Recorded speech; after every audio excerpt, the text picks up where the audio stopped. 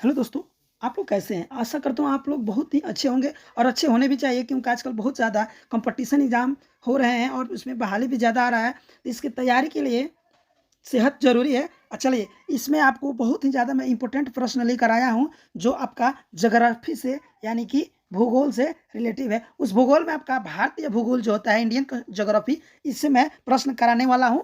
आपका 50 वीवीआई प्रश्न है।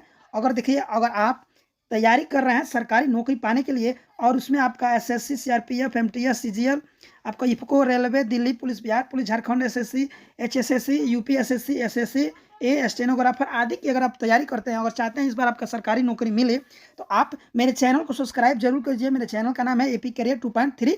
चलिए, और इसमें मैं बहुत ज़्यादा इंपॉर्टेंट प्रश्न कराऊंगा जो आपका हर बार किसी न किसी कंपटीशन एग्जाम में आपका आता ही आता है। तो चलिए वीडियो को अंत तक बने रहिए। क्या क्या प्रश्न है चलिए इसको देखिएगा। मैं कुछ प्रश्न करा दिया था और जो बाकी बचा था प्रश्न वो आपको कराने वाला हूँ। तो ये आपका ज्योग्राफी का प्रश्न है। चलिए, पहला प्रश्न आपका यहाँ पे दिया है, चलिए इसको पढ़ते हैं। पहला प्रश्न दिया है आपका, मैदान की अपेक्षा रेगिस्तान की रात अधिक ठंडी होती है क्योंकि वहाँ पे क्या होता है, इसको मैं बताने वाला हूँ। देखिए, आपका 4 ऑप्शन दे दिया है। वायुमंडल में धूल कण नहीं होते हैं। सेकंड आपका दिया है, बालू जितनी ज़्यादा गर्म होती है जल्दी उतनी ही जल्दी ठंडी हो जाती है। और सी ऑप्शन आपका दिया है, पेड़ पौधे नहीं पाए जाते हैं और रात में वर्षा होती है। तो इसका मेन आंसर हो जाएगा आपका बी, यानी कि जो रेगिस्तान में सबसे ज़्यादा क्या पाई जाती है, बालू पाई जाती है। रेगिस्तान में आपका सबसे ज़्यादा बालू पाई जाती है और जो बालू होता है वो जितना जल्दी गर्म होता है उतनी ही जल्दी ठंड हो जाती है। तो ठंड होने की वजह से यहाँ पे क्या होता है, रातें ज़्यादा ठंडी होती है। चलिए, आपका सेकेंड क्वेश्चन दिया है यहाँ पे, वायुमंडल की ओजोन परत हमें किससे सुरक्षा देती है, किससे सुरक्षा प्रदान करती है। इसका 4 ऑप्शन दिया है। तो मैं ऑप्शन अब नहीं पढ़ूंगा क्योंकि समय की भी बचत करना है। तो इसका मैं आंसर डायरेक्ट बताऊंगा, आप खुद से भी टेस्ट कीजिएगा। इसका आंसर हो जाएगा option number C, ultra violet किरण यानी कि यूवी रे से। यूवी रे से आपका सुरक्षा प्रदान करती है। चलिए, अब नेक्स्ट क्वेश्चन देखते हैं। नेक्स्ट क्वेश्चन आपका दिया है यहाँ पे 3 नंबर, विश्व की सबसे लंबी नदी कौन है। विश्व की पूछ रहा है ना, यहाँ पे विश्व का पूछ रहा है तो इसका ऑप्शन नंबर हो जाएगा नील नदी। अगर यहाँ पे आपका भारत का पूछता है तो गंगा होता है और विश्व का पूछेगा तो नील नदी। चलिए, नेक्स्ट क्वेश्चन देखते हैं, भारत की सबसे लंबी नदी कौन सी। देखिए, नेक्स्ट क्वेश्चन में दे दिया है भारत की सबसे लंबी नदी, तो यहाँ पे हो जाएगा आपका ऑप्शन नंबर सी, गंगा नदी। चलिए, अब नेक्स्ट क्वेश्चन देखते हैं। आपका नेक्स्ट प्रश्न दिया है यहाँ पे, निम्न में से कौन सी रेखा भारत से होकर गुजरती है। ये आपका इंटरनेशनल रेखा है, जिसे मकर रेखा, कर्क रेखा, विषुवत रेखा, आर्कटिक रेखा। एक काल्पनिक रेखा है पृथ्वी पर जो खींचा गया है वैज्ञानिक के द्वारा। इनमें से कौन सी रेखा है जो भारत से होकर गुजरती है। तो चलिए, इसका आंसर आप बताइए, मैं बता दे रहा हूँ। इसका आंसर हो जाएगा आपका कर्क रेखा, भारत के 7 राज्य से होकर गुजरती है। इसका एक शॉर्ट ट्रिक है, या मित्र पगंछा झारे, आपका शॉर्ट ट्रिक है, इसे याद कर सकते हैं। चलिए, हम नेक्स्ट क्वेश्चन देखते हैं। आपका नेक्स्ट क्वेश्चन यहाँ पे दिया है, भारत में हिमालय की सबसे ऊंची चोटी कौन है। भारत में हिमालय की सबसे ऊंची चोटी आपका कौन है। तो इसका आंसर आप बताइए, क्या होगा, जल्द से जल्द बताइए। मैं इसका आंसर आपको बता दे रहा हूँ। इसका होगा ऑप्शन नंबर बी, कंचनजंगा। इसको केटू बोला जाता है, यहाँ पे गलत दे दिया है, केटू कंचनजंगा को कहा जाता है। चलिए, अब नेक्स्ट क्वेश्चन देखते हैं। नेक्स्ट क्वेश्चन दिया है आपका, अगला क्वेश्चन दिया है, आकाश में रात्रि के समय लाल दिखाई देने वाला ग्रह को क्या कहा जाता है। आकाश में रात्रि के समय आपका लाल दिखाई देने वाला ग्रह को बोला जाता है यहाँ पे आपका मंगल ग्रह। क्या, इसका आंसर हो जाएगा आपका मंगल ग्रह। और भोर का तारा यानी कि सुबह का तारा या फिर शाम का तारा को बोला जाता है शुक्र को। तो यहाँ पे आपका आंसर हो जाएगा मंगल ग्रह। चलिए, हम नेक्स्ट क्वेश्चन देखते हैं। नेक्स्ट क्वेश्चन दिया है आपका, वायु दाब को किस यंत्र की सहायता से मापा जाता है। वायु दाब को किस यंत्र की सहायता से मापा जाता है। चलिए, आप जल्दी से जल्दी आंसर बताइए। चलिए, मैं इसका आंसर बता दे रहा हूँ आपका, ऑप्शन नंबर बी, बैरोमीटर से आपका क्या किया जाता है, वायु दाब को मापा जाता है। ठीक, चलिए, अब नेक्स्ट क्वेश्चन दिया है, निम्नलिखित में से चमकीला ग्रह किसे कहा जाता है। चमकीला ग्रह किसे कहा जाता है। इसका आंसर अभी देखिएगा, कुछ दिन पहले इसका जब ईद के समय, रमजान के समय दूसरे दिन इसका आया था। इससे भी आपको याद हो जाएगा मैं कहना क्या चाहता हूँ। आप बता भी सकते हो, हिंट दिए हैं, शुक्र ग्रह को चमकीला ग्रह कहा जाता है। ये आपका क्या बोलते हैं, चंद्रमा जो है, चंद्रमा के जस्ट नीचे ये ग्रह आपका रमजान के दूसरे दिन दिखाई दिया था। यहाँ से आपको याद रहेगा। चलिए, नेक्स्ट क्वेश्चन दिया है, यदि चंद्रमा पर बम विस्फोट हो तो उसकी आवाज़ पृथ्वी पर कितने समय बाद सुनाई देगी। 10 मिनट, 20 मिनट, आधा घंटा, इनमें से कोई नहीं। चलिए, आप आंसर बताइए। चलिए, आंसर मैं बताता हूँ, इनमें से कोई नहीं होगा। क्यों नहीं होगा, क्योंकि चंद्रमा और पृथ्वी के बीच क्या है, निर्वात है। क्या है, निर्यात है। और आपको पता होगा कि ध्वनि के लिए क्या होती है, किसी माध्यम की आवश्यकता होती है, माध्यम की आवश्यकता होती है, वहाँ पे माध्यम नहीं है, इसलिए इसका आंसर हो जाएगा इनमें से कोई नहीं। चलिए नेक्स्ट क्वेश्चन देखते हैं। नेक्स्ट क्वेश्चन दिया है विषुवत रेखा पर दिन होता है, दिन के कितना कितना होता है, 6 महीने का होता है, 24 घंटे का होता है, 12 घंटे का होता है, 8 घंटे का होता है। तो विषुवत रेखा जो होता है आपका पृथ्वी के, जो आपका पृथ्वी होगा, पृथ्वी के बीचों बीच में ये आपका विषुवत रेखा होता है। और यहाँ पे क्या होता है, दोनों के बीच में है ना, तो मध्य, मध्य मतलब आपका दिन कितने घंटे का होता है, 24 घंटा का होता है। तो जब मध्य में होगा तो इसका आंसर हो जाएगा 12 घंटे का होता है। क्या विषुवत रेखा पर दिन और रातें होती हैं। यहाँ पे दिन पूछा है तो रात भी याद लीजिएगा, जब दिन 24 घंटा का हो, 12 घंटा का होगा, तो रात कितने घंटे का होगा, 12 ही घंटा का होगा। चलिए हम नेक्स्ट क्वेश्चन दिया है यहाँ पे, भारत में काजू उत्पादन में मुख्य राज्य कौन है। राज्य पूछ रहा है ना, भारत में मुख्य राज्य कौन है काजू के उत्पादक में। चलिए इसका आंसर आप बताइए। चलिए मैं इसका आंसर आपको बता देता हूँ, केरल राज्य है जो भारत में काजू उत्पादन करने का मुख्य राज्य है। चलिए हम नेक्स्ट क्वेश्चन देखते हैं। आपका अगला क्वेश्चन दिया है यहाँ पे, उड़ीसा राज्य में स्थित माणिक मोटा किसके लिए प्रसिद्ध है। आपका 4 ऑप्शन दे रखा है, फूलों की दुर्गंध प्रजाति के प्राकृतिक दुर्लभ प्रजाति के बगीचों के लिए, आभूषण उद्योग के लिए, पक्षी अभ्यारण्य के लिए, प्रागैतिहासिक भित्ति चित्रों के लिए। आपका 4 ऑप्शन है, बहुत ज़्यादा ही इंपॉर्टेंट प्रश्न है। तो इसका आंसर हो जाएगा आपका ऑप्शन नंबर डी, प्रागैतिहासिक भित्ति चित्रों के लिए। चलिए अब अगला क्वेश्चन देखते हैं। अगला आपका क्वेश्चन यहाँ पे दिया है, उड़ीसा का खंडाधार जल प्रपात किस जिले में स्थित है। ये आपका जल प्रपात का नाम है खंडाधार, किस जिले में है आपको बताना है, उड़ीसा के किस जिले में है। तो इसका आंसर हो जाएगा संभलपुर। क्या हो जाएगा, संभलपुर में आपका स्थित है खंडाधार। अब अगला क्वेश्चन आपका दिया, निम्न में से निम्नलिखित धातु युग्मों में कौन सा युग्म पृथ्वी के आंतरिक कोड, क्या होता है, आंतरिक कोड को पाया जाता है, जो आपका पृथ्वी होता है ना, इसको कोड में बांटा गया है, ऐसे ऐसे ऐसे ऐसे आपका बांटा गया है। तो यहाँ पे पूछ रहा है कि आपका पृथ्वी के किस आंतरिक कोड में आपका ये कौन सा धातु युग्म पाया जाता है, आंतरिक कोड में, यही आपको बताना है। तो चलिए मैं इसका आंसर बता देता हूँ। यांत्रिक कोड में आपका Fe पाया जाता है। Fe कहने का मतलब कि निकेल, नीफे याद लिख लीजिएगा, आपका नीफे, नीचे आंतरिक कोड में क्या पाया जाता है, नीफे यानी कि निकेल, और आयरन लोहा Fe, नीफे आप याद रख लीजिएगा। चलिए अगला देखते हैं, इंद्रधनुष कैसे बनता है। तो आप तो इसको एकदम बचपन से पढ़े होंगे कि इंद्रधनुष कैसे बनता है, इसको बताने की जरूरत नहीं है, आप खुद से भी आंसर बता दीजिएगा। चलिए इसका मैं आंसर बता भी देता हूँ, जो लोग नहीं जानते हैं उनके लिए। अपवर्तन यूँ प्रकाश के पूर्ण आंतरिक परावर्तन, यानी कि अपवर्तन और परावर्तन के प्रक्रिया से आपका इंद्रधनुष बनता है। चलिए अगला क्वेश्चन आपका दिया है, शरीर का वजन होता है, आपका शरीर का वजन से रिलेटिव है। आपका पहला दिया है, पृथ्वी के सतह पर सभी जगह एक समान होता है, ठीक। अगला दिया है आपका ध्रुवों पर अधिक होता है। जैसे यहाँ पे आपका दिया है कि शरीर का वजन कहाँ पे कैसे होता है, इसको बताना है कि पृथ्वी पर सब जगह एक बराबर पृथ्वी आपका वजन रहेगा, ध्रुवों पर क्या हो जाएगा, आपका अधिक हो जाएगा। सी ऑप्शन दिया है, विषुवत रेखा पर अधिक होता है, मैदानों की तुलना में पहाड़ियों पर अधिक होता है। यानी कि आपको बताना है कि शरीर का वजन कहाँ पे सबसे अधिक होता है। तो चलिए इसका आंसर हो जाएगा, ध्रुवों पे आपका जो होता है वजन अधिक होता है प्रेशर के वजह से। चलिए अगला क्वेश्चन देखते हैं। अगला क्वेश्चन दिया है आपका, सूर्य के परितः अपनी कक्षा में हैलियो धूमकेतु का पथ कैसे होता है, इसको बताना है। वृत्ताकार पथ होगा कि आपका दीर्घवृत्तीय होगा कि परवलयीय होगा कि अपरवलयीय होगा। तो चलिए इसका मैं आपको आंसर बता देता हूँ, इसका हो जाएगा दीर्घवृत्तीय। दीर्घवृत्तीय कहने का मतलब कि एक गोल हो जाएगा, आइए यहाँ पे थोड़ा सा चिपटा हुआ रहता है, ठीक ऐसे रहेगा। चलिए इसको मैं बता देता हूँ, इस तरह से ये आपका हो जाएगा दीर्घवृत्तीय। चलिए अगला क्वेश्चन दिया है, पूर्ण सूर्य ग्रहण किसी विशेष भौगोलिक क्षेत्र में ही संभव हो पाता है, क्योंकि इसका आपका 4 ऑप्शन दे दिया है। ये आपका 4 ऑप्शन, चलिए इसको पढ़ते नहीं हैं, आप बता दीजिए, थोड़ा सा समय देता हूँ, पढ़ लीजिए और आप बता दीजिए। मैं इसका आंसर आपको बता देता हूँ। इसका आंसर हो जाएगा आपका, सूर्य के चारों ओर पृथ्वी का गमन पथ, यूँ पृथ्वी के चारों ओर चंद्रमा का गमन पथ पूर्ण वृत्त नहीं है, इसकी वजह से आपका संभव पाया जाता है। चलिए आपका अगला क्वेश्चन दिया है, हिमालय नदियाँ की मुख्य विशेषता क्या है। आपका 4 ऑप्शन दिया है। चलिए इसका आंसर मैं आपको बता देता हूँ। इसका आंसर हो जाएगा, हिमालय नदी की मुख्य विशेषता क्या है, एक गाद निक्षेप में समृद्ध होती है। चलिए आपका अगला क्वेश्चन दिया है, बायोडीजल क्या दिया है, बायोडीजल बनाने में किस वनस्पति का उपयोग किया जाता है, गन्ना, सनाय, सफेद मूसली और रतन जोत। तो इसका आंसर हो जाएगा आपका ऑप्शन नंबर डी, रतन जोत। चलिए अगला क्वेश्चन दिया है, चिनुक, चिनुक किस देश में बहने वाली हवा है, ये याद रखिएगा, इंपोर्टेंट प्रश्न है। चिनुक, चिनुक किस देश में बहने वाली हवा के नाम है, चिनुक किस देश में आपका बहती है, तो इसका आंसर हो जाएगा संयुक्त राज्य अमेरिका, USA में आपका ये चिनुक जो हवा है बहती है।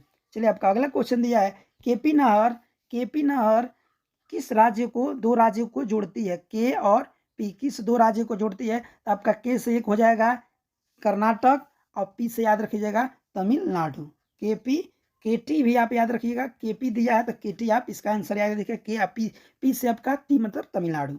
इसका आंसर हो जाएगा ऑप्शन नंबर सी। चलिए अगला क्वेश्चन देखते हैं। अगला क्वेश्चन दिया है, देवदार के पेड़ आमतौर पर किन जंगलों में पाए जाते हैं, देवदार के पेड़ किस जंगलों में पाए जाते हैं।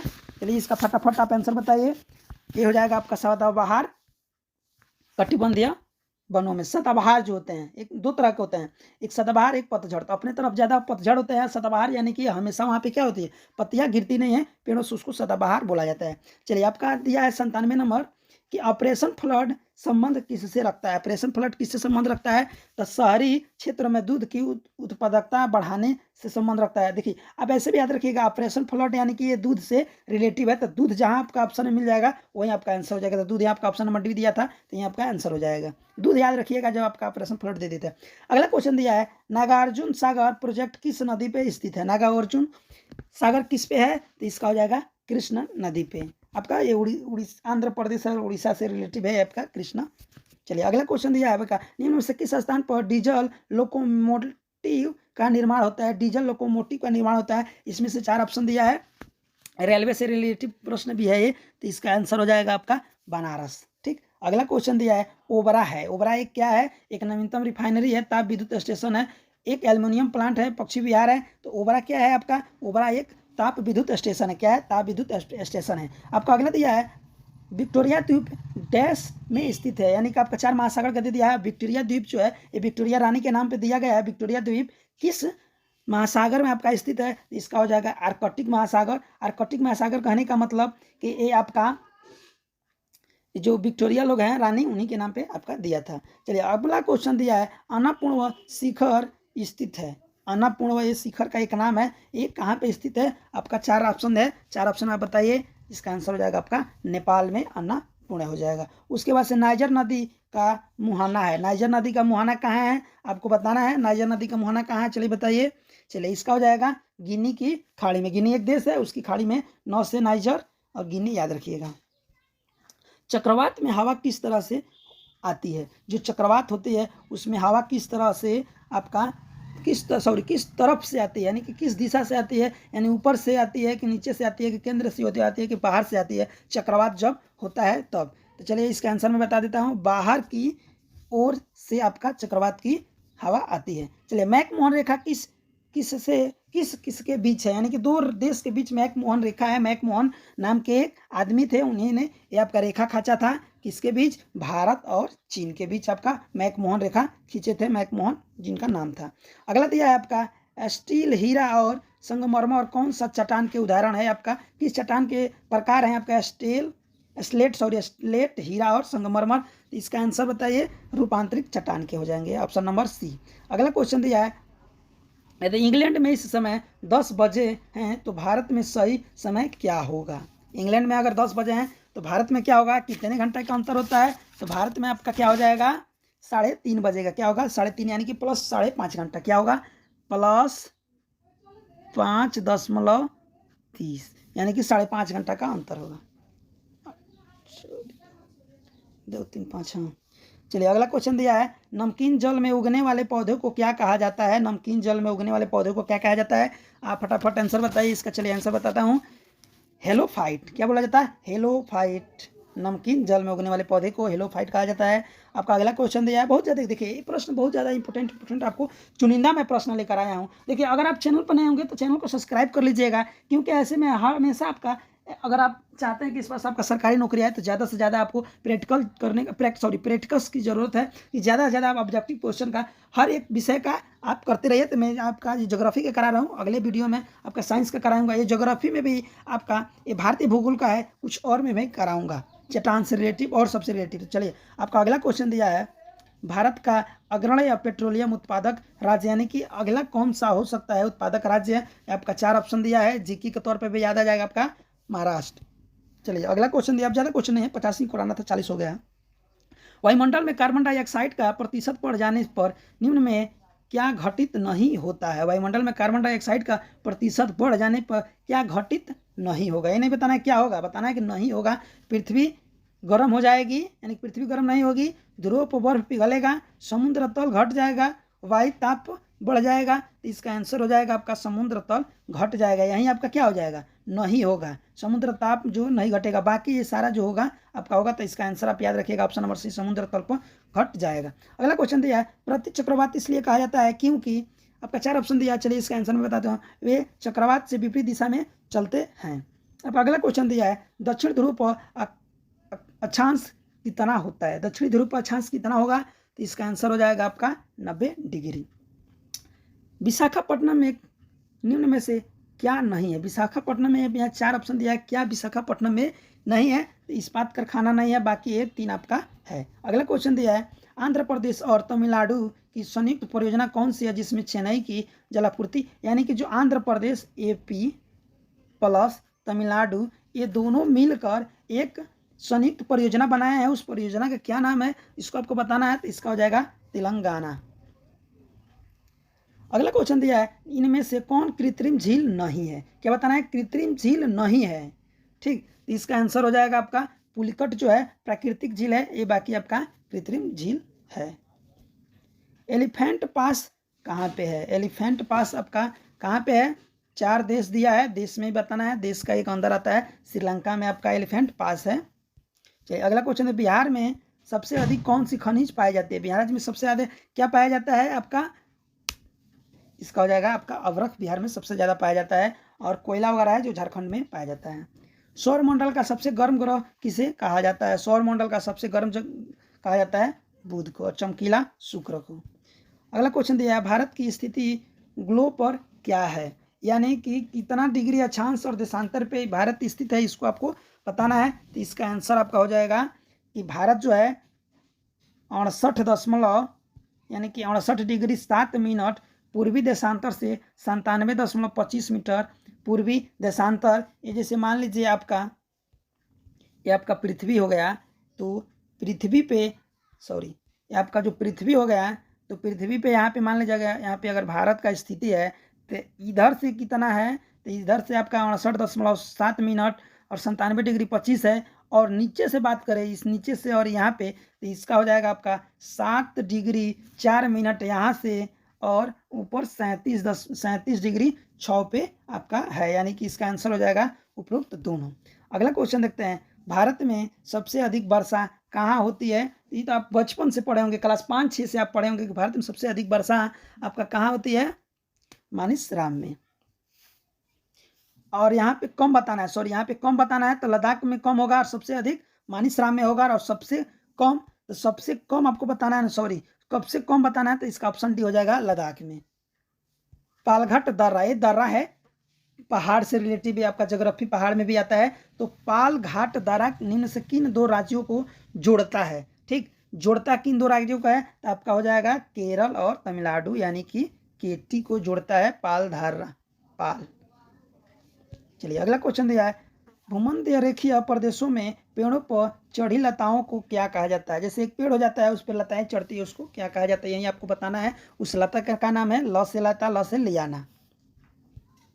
चलिए अगला क्वेश्चन दिया, निम्न में से किस राज्य में प्रत्यवर्ती मानसून अधिक प्रभाव होता है। किस राज्य में सबसे अधिक प्रभाव उसका होता है, तो इसका आंसर हो जाएगा आपका तमिलनाडु में।